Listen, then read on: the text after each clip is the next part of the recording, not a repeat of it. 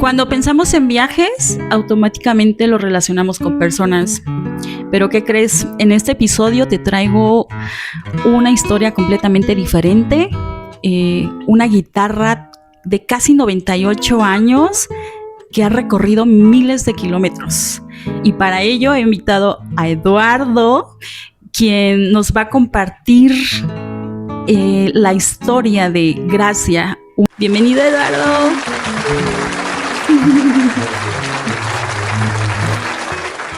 ¿Qué tal, Elizabeth? Eduardo, muchas gracias. Muchas gracias por aceptar esta invitación para Ecos en Ruta. Es un honor tenerte junto a Gracia, que nos va a estar compartiendo la historia detrás de... Así es, bueno, con mucho gusto, con mucho gusto. Sí, hablabas de un instrumento de cientos de años y es cierto. Digamos que en esta forma de guitarra, pues va a cumplir 98 años, el 27 de enero del 2026. Pero realmente su historia se remonta a muchos años atrás, porque los constructores, los luthiers que pretenden lograr instrumentos excelentes, ¿no? Los instrumentos más finos, buscan maderas muy viejas. Oye, Eduardo, perdona que te interrumpa, pero sé que tienes una trayectoria muy larga y me encantaría que nos compartieras quién está detrás de Gracia. ¿Quién es Eduardo Castañón? Voy a tratar de ser muy breve. Yo soy un músico, yo soy guitarrista, es decir, yo siempre digo que es mi oficio es tocar la guitarra, principalmente. Y bueno, en este oficio de tocar la guitarra he desarrollado pues una serie de actividades, ¿no? Tocar en público, guitarra clásica, o sea, la guitarra en su modalidad de guitarra clásica, pero también he enseñado, he dado clases. En el pasado mes de agosto cumplí 51 años de haber tenido mi primer titularidad como profesor de guitarra clásica. ¡Wow! Entonces esto ya es toda una vida. Y bueno, pues por mi clase pues han pasado muchos, lo digo así con mucho gusto, ¿no? Me da mucho gusto, han pasado muchos grandes guitarristas, es decir, guitarristas que no yo a veces digo así en tono de broma, ¿no? Que no sabían cuántas cuerdas tenía la guitarra cuando llegaron, ¿no? Es decir, estaban tomando la guitarra por primera vez y pues llegaron a ser concertistas internacionales. Estoy pensando en una docena, ¿no? De personas con esta trayectoria que, bueno, de una manera tutelar yo les fui mostrando el camino, ¿no? El camino de adquisición de la técnica, los conocimientos del oficio y sobre todo el arte de la interpretación musical en la guitarra. ¿Y cómo nace tu vocación? ¿Siempre supiste que querías ser guitarrista? ¿O porque de pronto sí hay como problemas existenciales en donde, ay, ¿a qué me voy a dedicar? O algo así. Entonces, no sé, ¿cómo fue tu inicio? Sí, bueno, yo soy hijo de un músico. Sé que mi abuelo también tenía una fuerte afición a la música y mis ancestros por la línea paterna. Por la línea materna, bueno, mi madre fue pianista hasta que yo nací.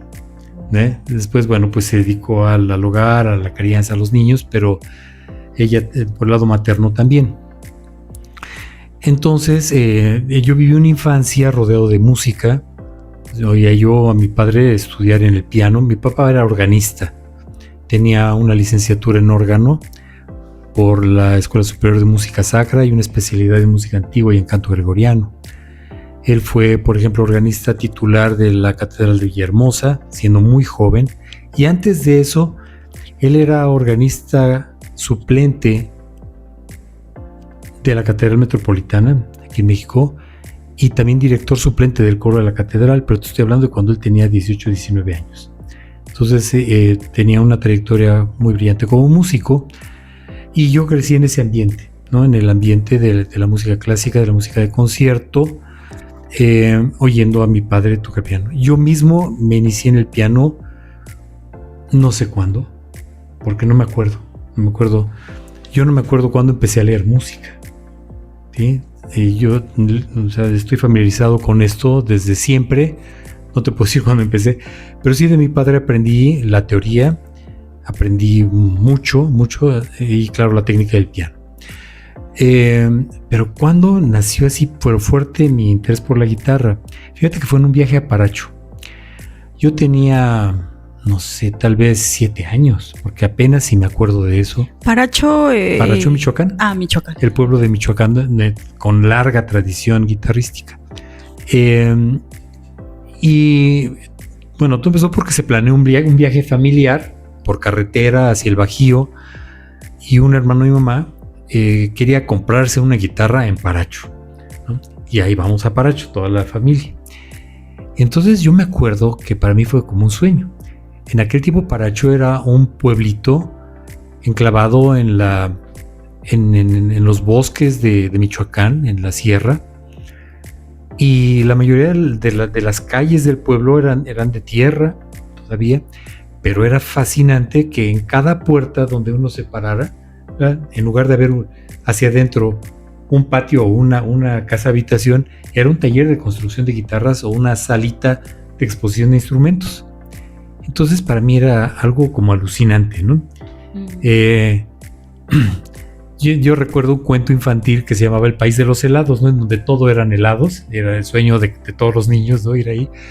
Haz de cuenta que era así como el país, no de los helados, sino de las guitarras. Y entonces era una fascinación. Fue una fascinación muy fuerte. Yo no salí de Paracho sin una guitarra en la mano. Claro que era una guitarra, pues, de juguete, o una guitarra que no se podía tocar. Me di cuenta de eso, me decepcioné mucho. Pero ahí yo tuve siempre la intención de tocar la guitarra, cosa que a los 11 años ya tomé definitivamente y dejé el piano. Nunca más volví a tocar el piano, cogí la guitarra y se acabó el piano. Entonces desde los 11 años la guitarra llegó a tu vida. La guitarra llegó a mi vida. ¿Podrías decir es como tu primer amor? ¿O no? Digamos que en cierto sentido sí. Muy bien. Y ahora tenemos a una invitada que acompaña a Eduardo y es Gracia. Así es. ¿Quién es Gracia, Eduardo? Bien, Gracia es el resultado de una tradición muy fuerte y de un conocimiento acumulado por generaciones y generaciones. Es una guitarra, sí, es un instrumento musical, pero no nada más así, ¿no? Realmente encierra toda una enseñanza para cualquiera que quiera adentrarse hacia ella, ¿no? Ya sea como constructor. Ella, por ejemplo, ha estado en manos de grandes constructores que se han dedicado o le han dedicado muchas horas a estudiarla por dentro, ¿sí? A analizar sus medidas, sus contornos, o sea, todo el trazo, todo el conocimiento de acústica y todo, y de ebanistería, no solamente de carpintería, sino de ebanistería y todo que hay dentro de ella. Y también, bueno, ha sido tocada por muchos grandes guitarristas que se han quedado maravillados, ¿no? Se han quedado sorprendidos de ver cómo se ha acumulado esta maduración del sonido a lo largo de estos casi 98 años, ¿no? de trabajo, porque siempre ha estado activa. ¿Nos puedes platicar un poquito acerca de Gracia? ¿Por qué es tan importante? En un principio mencionamos que casi son 98 años que de los años que va a cumplir. ¿Qué la hace especial? Sí, mira, los lauderos expertos escogen maderas especiales. ¿En qué sentido? En el sentido de que sean maderas de muy alta calidad. Hay criterios, ¿no?, para establecer esta alta calidad, pero también tienen que ser maderas muy viejas. Entonces, yo por ahí, bueno, recibí una historia porque de pronto hay personas en X parte del mundo que me contactan porque saben que esta guitarra está en mis manos, y entonces ya sea que me pregunten, así como tú me estás preguntando ahora, ¿no? O que me informen de cosas que yo no sé. Por ejemplo, una cosa que yo no sabía y que hace poco supe porque me llegó un correo de una persona muy seria y todo, que me decía que en el año aproximadamente, creo que fue en 1926, que su constructor, que se llamaba Dionisio Gracia, recibió la noticia de que en cierto lugar, ¿no? Me parece que era en las fronteras con Brasil, ¿no? Había un árbol de jacaranda, el nombre científico es Dalbergia nigra, ¿no? Que había una dalbergia que los años, por supuesto, pero el viento, en fin, lo habían derribado, pero que era un árbol muy, muy viejo, que probablemente era un árbol que había estado de pie por lo menos unos 750 años. Y entonces Dionisio Gracia se dirigió allá, llegó, encontró el árbol y se hincó a llorar de emoción, ¿no? Porque vio de qué se trataba. Entonces tomó madera de ese árbol que estaba ahí ya muerto, tirado, y con esa madera construyó esta guitarra, y muy pocas. Se sabe que fueron pocos instrumentos los que sacó de ahí.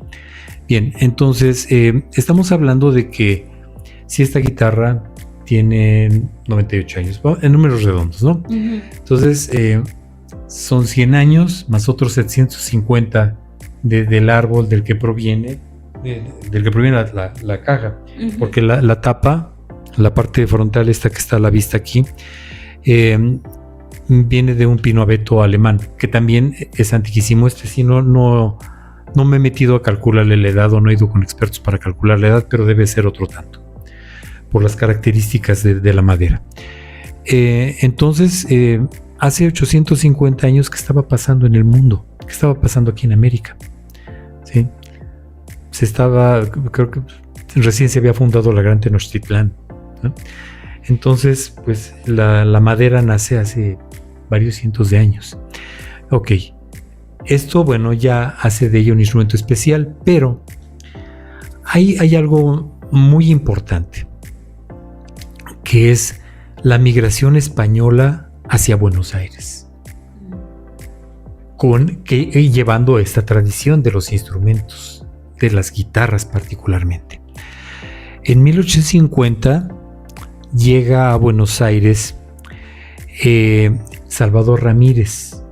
Salvador Ramírez era un constructor español de la escuela de Antonio Torres Jurado. Antonio Torres fue el que le dio esta forma definitiva a la guitarra, el que perfeccionó la guitarra a este punto. Entonces, trayendo esa escuela de construcción, llega Salvador Ramírez y en 1858 llega otro español, Francisco Núñez, también ambos constructores. Bueno, Francisco Núñez en 1870 funda un establecimiento que tuvo una larguísima tradición en Buenos Aires. Apenas hace, creo que un par de años que se cerró, se llamaba Antigua Casa Núñez. Primero la funda Francisco Núñez y empieza a construir guitarras con esta escuela, ¿no? Ok. En 1898 nace don Dionisio Gracia en España, el constructor de esta guitarra, y también emigra a Buenos Aires, pero siendo un niño prácticamente, era un jovencito, y llega a Buenos Aires, y en Antigua Casa Núñez, al abrigo de don Francisco Núñez, y también no sé si todavía vivía don Salvador Ramírez, pero ahí él aprende este arte de construir sus instrumentos. Es un arte, es una ciencia, hay que saber mucho para construirlos. Y bueno, y él evoluciona mucho, ¿no? Don Dionisio Gracia evoluciona mucho como constructor.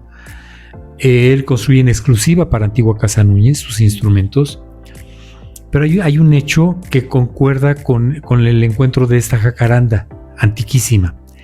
Y es que en 1927, el que, según por referencias, he sabido que era el maestro de guitarra clásica más famoso en Buenos Aires, era Miguel Michelone. También, no sé si él nació en Italia o su familia eran provenientes de italianos, mucha migración también. Él manda a hacer con don Dionisio Gracia esta guitarra y le da al clavo en el momento preciso en el que ha encontrado las mejores maderas de su vida, Dionisio Gracia. Entonces se fabrica esta guitarra y se fabrica otra que en 1929 se lleva a la Feria Mundial de Sevilla y gana medalla de oro y mención de honor. Wow. ¿Quién podría imaginar que detrás de un objeto hay una larga historia, no? Así es. Y cuéntame, ¿cómo Gracia llega a tu vida? Bueno, pues Gracia vive sus primeros años en Buenos Aires, en manos del maestro Miguel Michelone. Más o menos en 1940, este célebre maestro de guitarra clásica recibe a un niño en su clase. Este niño se llamaba Manuel López Ramos. Manuel López Ramos entonces llega a la cátedra de Miguel Michelone y empieza a avanzar muchísimo. Llega un momento en que se convierte en el alumno más importante de Miguel Michelone. Generalmente los maestros trabajamos dedicándole 1 hora, 2 horas a la semana a un alumno. Bueno, se dice que el maestro Michelone veía tal vocación y tal talento en Manuel López Ramos que le dedicaba un día entero. Los miércoles eran los días que el maestro Michelone le dedicaba íntegramente a enseñarle a tocar la guitarra a Manuel. Bueno, Manuel crece y a los 18 años, llega de 11 años con Miguel Michelone, a los 18 gana el premio de música de cámara de Argentina, el premio más importante que podía ganar un músico, siendo él un jovencito apenas, y empieza una carrera vertiginosa, ¿no? Como un gran concertista a nivel mundial. O sea, él tocó en las principales salas del mundo, ¿no?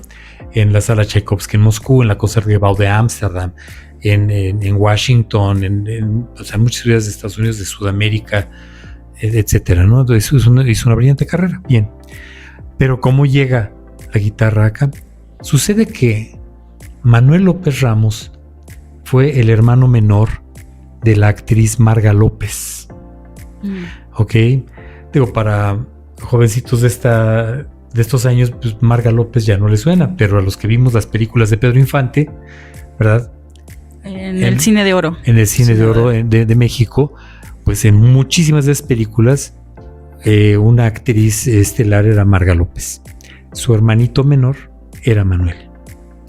Entonces, estando ya muy bien establecida aquí en México, Marga López, con Mina, invita a venirse a vivir a México, a Manuel, porque desde aquí le era más fácil moverse a diferentes partes del mundo a continuar su carrera concertística. Bien, sucede que, Manuel López Ramos llega aquí a México me parece que en el 55, 56, o sea, teniendo unos 26 años, 27, y pocos años después, él junto con otros guitarristas mexicanos, discípulos, sobre todo, ¿no? Gente que se había acercado a él para aprender de él, forman una escuela que se llamó Estudio de Arte Guitarrístico, que es donde yo me formé. Y quien fue mi maestro fue Manuel López Ramos. Entonces yo me formé con él. En el 78, 79, el maestro Miguel Michelone, que hasta entonces había sido el único propietario de Gracia, estaba ya anciano, enfermo. Bueno, pero ¿por qué es que menciono esto? Porque Manuel López Ramos conoce a la hija de su maestro, siendo apenas ellos unos niños, pues se enamoran desde siempre, se casan, y entonces, bueno, pues Manuel y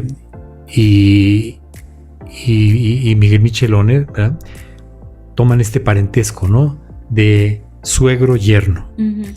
Bien, en el 78, que el maestro Michelone ya estaba muy enfermo, muy anciano, se lo traen a vivir a México. Y al año siguiente fallece aquí en México.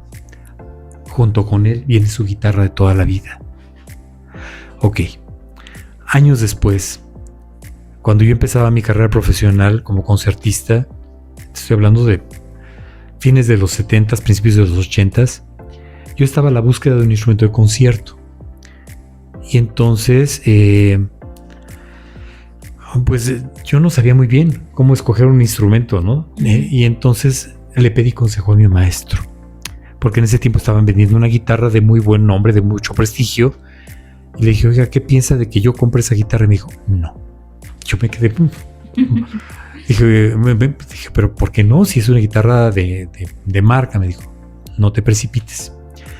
Y me dijo, hace un rato me decías de que si fue mi primer amor, ¿no?, la guitarra. Hay mucho esta comparación, ¿no?, con la pareja. Porque me decía, no te precipites. Escoger guitarra es como escoger esposa. O sea, no es a la primera que ves pasar. Tomen nota, por favor, si quieren escoger un instrumento. Entonces, o sea, para él era algo delicado, algo que tenía uno que fijarse muy bien, ¿no? Y entonces le dije, bueno, pero es que yo no sé cómo, ¿no? Bueno, entonces empezó ahí una enseñanza que yo agradezco muchísimo. Él en ese tiempo tenía, no sé, 16, 17 guitarras de calidad máxima, ¿no? De calidad tope. Y entonces me invitaba a desayunar a su casa y a tocar cada una de esas guitarras, pero enseñándome cuáles eran las características de cada una de ellas en términos de sonido, ¿no? De calidad, de respuestas, de todo esto. Y así fue como yo aprendí a conocer las guitarras y a distinguir las buenas guitarras. Y un día me dijo, oye, ¿no conoces la guitarra del maestro, verdad? Dije, pues no, o sea, nunca me ha mostrado usted una guitarra que diga, esta es la guitarra del maestro, ¿no? Uh-huh. Y entonces un día sacó esta guitarra, la tenía ahí en un sofá cuando yo llegué y me dijo, saca la guitarra y tócala. Cuando la abrí, le dije no. O sea, ya al abrir un estuche y ver de qué se trataba, yo dije no, me daba miedo. Eso me recuerda cuando me presentaste a Gracia y yo no la quiero tocar porque no le vaya a pasar algo porque imagínense 98 años, o sea, es como ir a un museo cuando no quieres tocar. Así es. Y entonces, luego, ¿qué pasó? Sí, yo no la quería tocar porque dije, no, es un instrumento especial y no. Y entonces me dijo, no, sácala y tócala. Entonces con mucho miedo, con muchos nervios, bueno, la saqué y empecé a tocarla. Pero yo creo que no la toqué arriba de 40 segundos, 30, 40 segundos. Me paré y le dije, maestro, esta es la guitarra. Es la guitarra. Y entonces me dijo, ve juntando dinero. Porque va a ser para ti. ¿Ah? Entonces así fue como pasó a mis manos. En 1987, en mayo del 87, fue que me la entregó para llevar la revisión con un laudero mexicano ya falleció hace un poco más de 2 años, que fue mi amigo de toda la vida y mi amigo de Manuel López Ramos. Era la única persona a quien Manuel López Ramos le confiaba sus instrumentos. Y ahora que lo mencionas, ¿podrías decir que la pregunta clave, ¿tú la elegiste o ella te eligió? Uf, qué difícil pregunta. Mira, yo no creo mucho en las casualidades. No creo mucho porque pues de repente o pasan cosas en la vida o uno ve en retrospectiva y uno dice, no, esto no puede ser casualidad. En fin, finalmente, bueno, empiezo a trabajar esta guitarra ya como una guitarra mía. Y bueno, era maravilloso, era sorprendente. Yo me acuerdo que de recién que me la había entregado el maestro, hice unas grabaciones, o sea, para Radio UNAM, ¿no? Había un programa en ese tiempo que dirigía mi amigo Manuel Rubio, El arte de la guitarra, y entonces me invitó a grabar algunos programas para pasar al aire. Se grababa media hora de música, el programa era media hora, y teníamos 2 horas de estudio para grabar eso, o sea, casi era de primera intención. Entonces me acuerdo que en la primera sesión yo llegué con 2 guitarras, otra de ellas también un excelente instrumento, una guitarra, una de Joaquín García doble caja, maravillosa, y entonces, pero yo todavía dudaba con cuál guitarra iba a grabar ese programa, ¿no? Porque todavía esta guitarra yo como que no la conocía muy bien. Le pregunté al técnico, le pregunté, oiga, ¿usted cuál? No, me dijo, con esa. O sea, él no dudaba, me dijo, no, con esa no grabé con esta. Y grabé con esta. Entonces fue la primera grabación que hice con ella. Pero si yo comparo ese sonido y comparo el sonido que tiene ahora, este es un sonido increíblemente mejor, ¿sí? O sea, del 87 para la fecha, este instrumento ha seguido creciendo, ha seguido madurando y sigue dando sorpresas, ¿no? Entonces, yo todos los días la toco, de repente la dejo tocar 2-3 días, toco otros instrumentos que también tengo, pero la vuelvo a tocar y me vuelvo a sorprender, ¿no? Es un instrumento verdaderamente fascinante. Y bueno, he viajado muchos kilómetros, sí he viajado.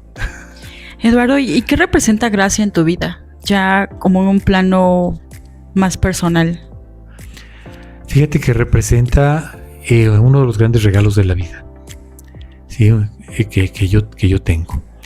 Representa muchísimo de mi crecimiento como artista. Es decir, de mi encuentro con mi propio sonido, de mi encuentro con mi tendencia interpretativa, con mi lenguaje muy personal como intérprete, ¿no? O sea, si yo no hubiera estado con esta guitarra, el resultado de mi evolución también sería otro, ¿sí?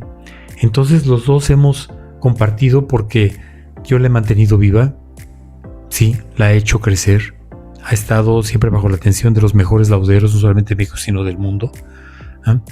Y ella me ha hecho crecer a mí muchísimo. Ha sido una simbiosis. ¿Y a qué lugar está acompañado Gracia? Pues me ha acompañado principalmente a España, Francia, Inglaterra, Estados Unidos, Puerto Rico.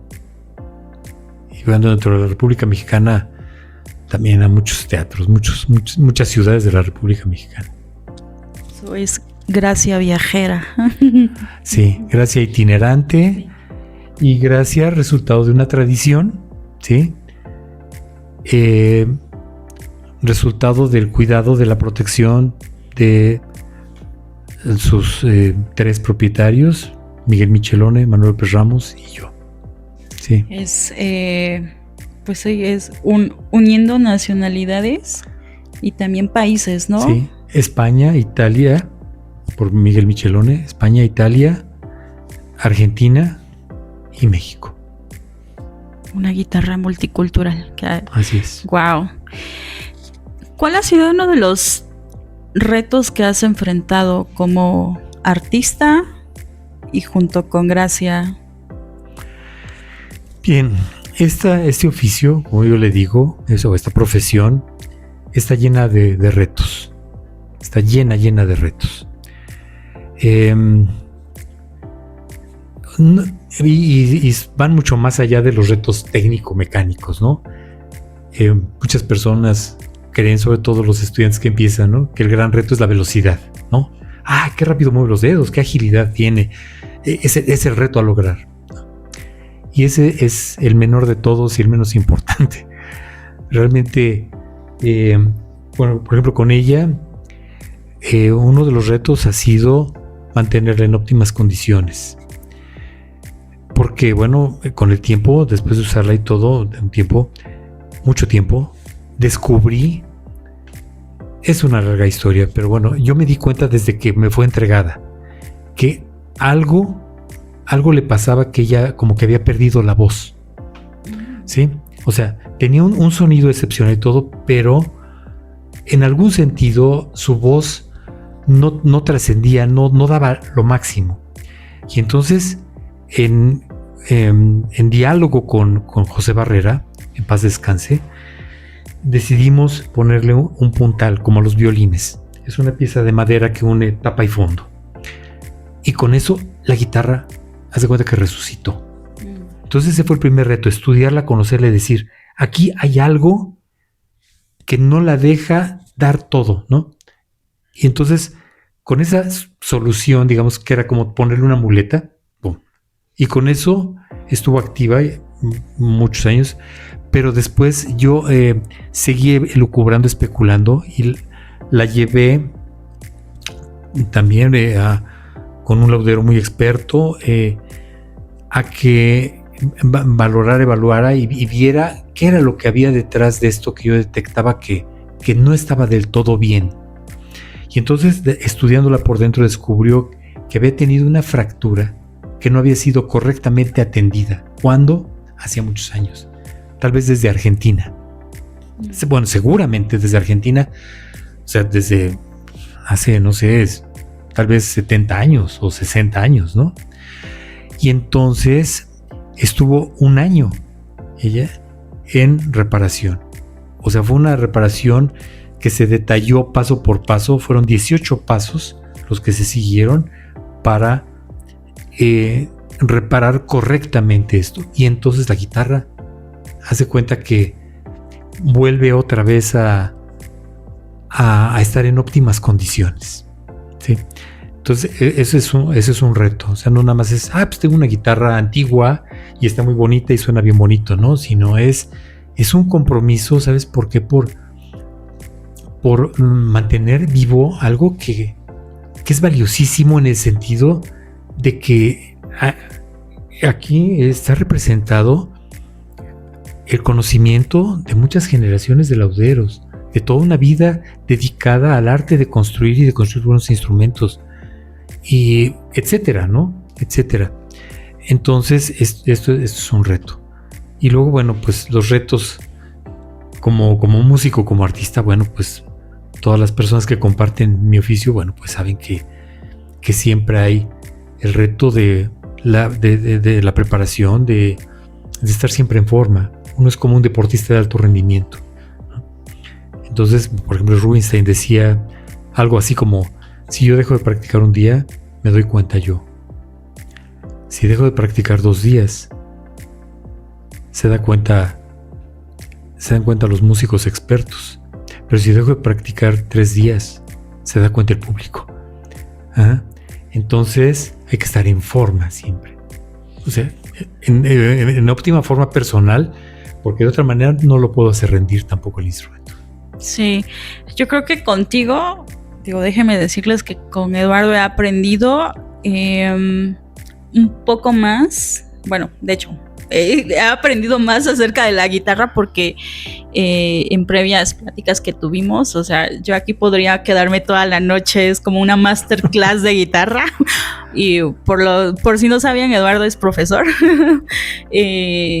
No he conocido a una persona tan apasionada a lo que hace, y es justo lo que alguna vez me comentaba él, de que todos los días él ensaya, no hay ni un solo día, y pues ahí se ve como el amor que tienes por el arte y por enseñar y por seguir dándole vida a Gracia. Tú hablabas de amores, ¿no? Sí, efectivamente, hay. Y también otra pregunta muy interesante que hiciste, ¿no? Dijiste, bueno, tú la buscaste o ella te buscó, ¿sí? Entonces ahí es donde hay cosas aparentemente inexplicables, ¿no? Pero, o sea, ¿por qué en mí hay este impulso irrefrenable hacia la guitarra, ¿sí? Hacia la música? Bueno, porque también esto yo se los digo a mis alumnos, ¿no? Siempre. Primero somos músicos, después somos guitarristas, ¿no? Es decir, primero hay que conocer la música, cultivar la música. Sí, primero somos artistas.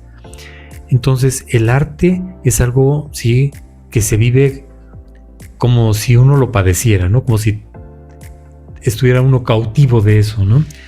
No te puedes desprender de eso. Pero, ¿por qué? ¿Por qué no te puedes desprender de eso? Bueno, pues porque hay una fuerza ahí inexplicable para estar ahí, por una parte, pero por otra, es porque uno lo quiere hacer. Porque en ninguna otra cosa en la vida se encuentra algo tan apasionante, tan interesante y que te puede mantener atento, activo e interesado todos los días de tu vida. Y feliz, ¿no? Sí. Incluso ahorita que describías como el reto que ha representado Gracia para ti, yo me imaginaba que a veces, como seres humanos, incluso pues nos sentimos identificados como la guitarra, ¿no? Como de estar en búsqueda de esta propia voz, en el que también nosotros mismos requerimos tiempo como para encontrar como el enfoque hacia dónde ir. Y creo que Gracia lo representa muy bien y como en un principio, bueno, antes de empezar, yo le decía a Eduardo que el toque mágico que le da a una guitarra de tantos años de historia es Eduardo. Siento yo que Gracia es la luz que lo acompaña es Eduardo, porque yo creo que sin ti Gracia no existiría y viceversa. Y me da tanto gusto de conocer a una persona que es muy apasionada con lo que hace y que sigue compartiendo esta historia de tantos años, que pues ojalá que también ustedes sean más curiosos y que puedan como leer un poco más acerca de toda esta magnífica historia. Mira, me gustaría compartirte una frase célebre de uno de mis más grandes amigos, que también ya murió, Gerardo Sánchez Hernández. Una vez platicando, así como ahorita contigo, así, estas deliciosas pláticas, ¿no? Que parece que no tienen fin, ¿no? Sí. Él me escuchaba, me decía sus opiniones, en fin, y me dice esta frase que la conservo en la memoria, por supuesto, pero sobre todo en el corazón. Me dijo: mire, Eduardo, más vale un hombre al que lo pierde su pasión que un hombre que pierde su pasión.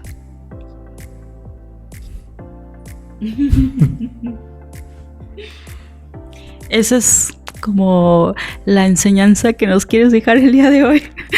Pues es que hablando de pasión y sí, de amor y de todo esto, bueno, pues se me quedó porque cuando él me dijo esto, o sea, me cimbró y lo conservo, ¿no? Como uno de los grandes legados de este genial hombre, ¿no? Sí, ¿y qué mensaje podrías darle a todos los que nos están viendo y quienes se dedican a la música? Hay cosas que, aunque pareciera que a eso me dedico, no acostumbro a hacer. Una de ellas es dar consejos. Ok. Por ejemplo, con mis alumnos, ¿no? Cuando a veces sí, por supuesto que hay algo de transmisión del conocimiento y todo esto, pero yo les digo, mira, o sea, tú y yo somos iguales, ¿no? Es decir, tú eres un gran artista. Siempre digo a cualquiera de mis alumnos, tú eres un artista, yo soy artista. Estamos hablando frente a frente dos artistas. Si hay alguna diferencia, ¿sí?, es que yo voy un pasito adelante. Y ese pasito me da la posibilidad de decirte en dónde puedes poner tu pie para que des el próximo paso. ¿Ah? Nada más. Así es. Esta experiencia, el conocimiento, todo es solamente para ir mostrando esto a los demás. Entonces, bueno, ¿qué puedo yo compartir con el público? Bueno, pues hemos compartido ahorita, ¿no? Toda esta historia, toda esta charla. Y creo que cada quien, si de los que nos escuchan, si por ahí de pronto dice, sí, yo he sentido pasión así a la danza, hacia la escultura o hacia el deporte o hacia la ciencia, bueno, pues puede ser, no sé, así como esa llamadita, ¿no? Para seguir adelante con tu pasión.